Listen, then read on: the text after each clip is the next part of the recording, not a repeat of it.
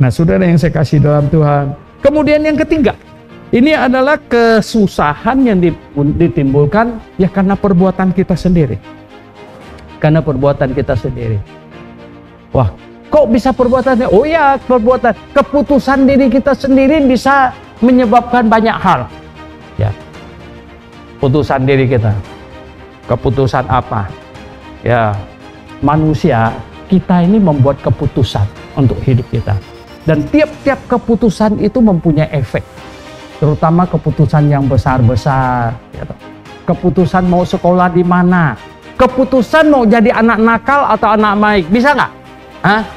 Ada nggak orang yang putuskan mau jadi anak nakal? Oh ya. Itu sangat tergantung dia bergaul dengan siapa. Bergaul dengan siapa. Ya. Kalau bergaul dengan begajolan itu ya sebentar. Sebentar. Mau jadi orang baik perlu 3 tahun mungkin katanya. Ini ada pepatah gitu. Mau jadi orang jahat perlu berapa? 3 hari selesai. Ya, ikut aja 3 hari.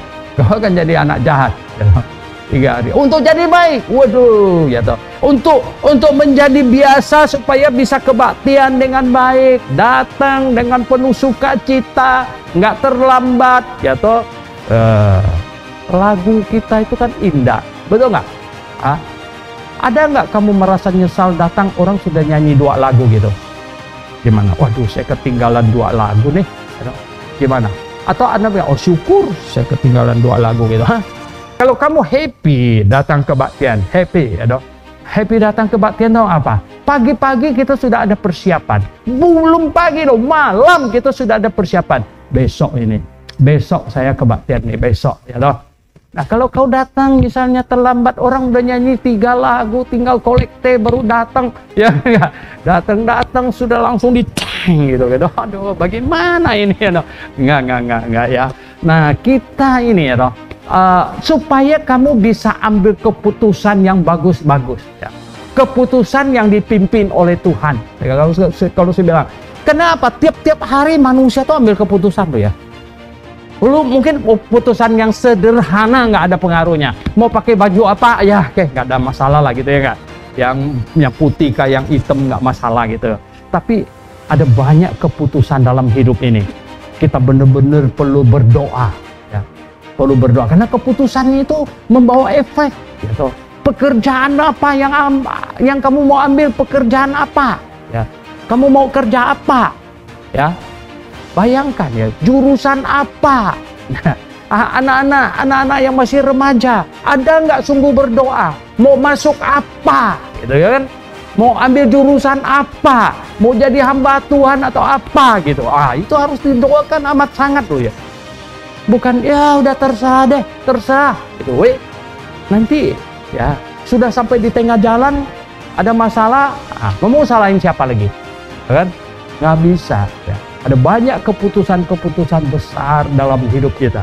Kita sungguh memerlukan doa yang serius. Ya, mau kawin sama siapa nih yang pemuda ini? Ya, mau kawin sama siapa? Ya nggak main-main loh ya. Kawin sama siapa? Kawin itu kayak kita diborgol loh. Ya, diborgol dengan satu orang nih. Seumur hidup nih kita diborgol. Ya, nggak bisa dilepas lagi.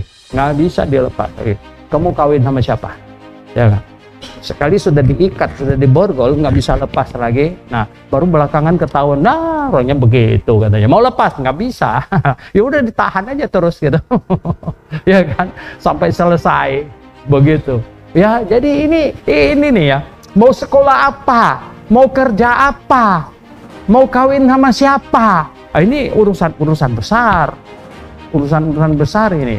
Kalau tidak berdoa dengan serius, memohon ya, wah ini akan sulit ini.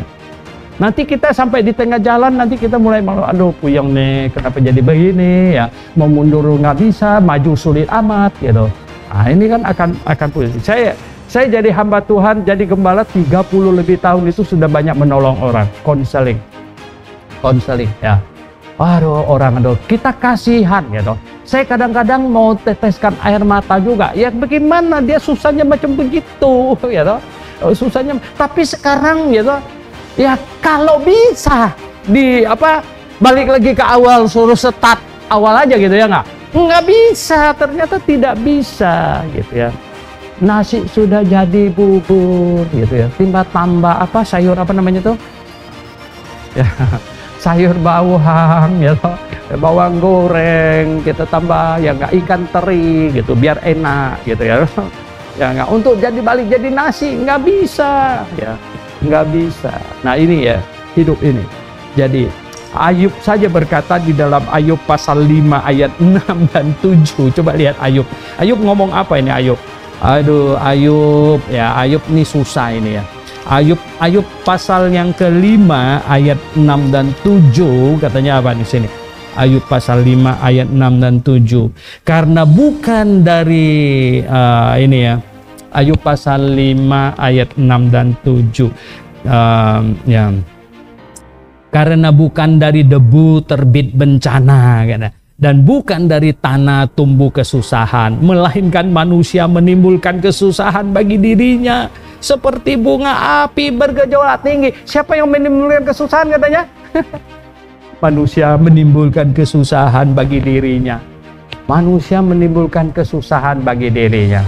Nah, mengapa manusia bisa menimbulkan kesusahan bagi dirinya? Oh ya, itu keputusan-keputusan. Karena manusia kita diciptakan dengan mengambil keputusan. Ambil keputusan. Kita ambil keputusan ini. Ambil keputusan apa? Tadi saya bilang banyak urusan. Bahkan sampai kamu berteman dengan siapa. Itu keputusan penting loh ya. Yang saya sangat khawatirkan ini adalah anak-anak yang masih remaja, belum begitu pengalaman gitu ya. Bisa salah berteman ya. Salah berteman dibelokkan nanti entah kemana. Wah tuh ya, kalau beloknya terlalu ini kacau, nanti nggak bisa balik lagi, makin jauh dari kebenaran, bagaimana ini ya dong. Wow ya, kadang-kadang orang mau putuskan mau sekolah kemana, sekolah dalam negeri, sekolah luar negeri, semuanya itu akan membawa pengaruh yang besar sekali loh.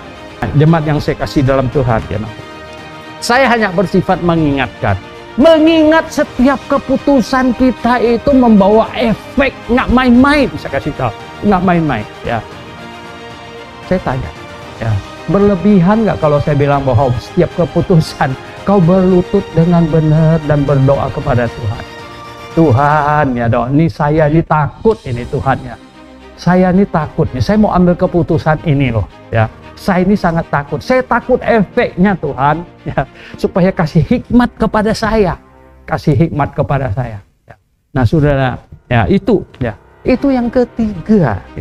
Jadi perbuatan manusia kita sendiri kata Ayub mendatangkan kesusahan bagi kita.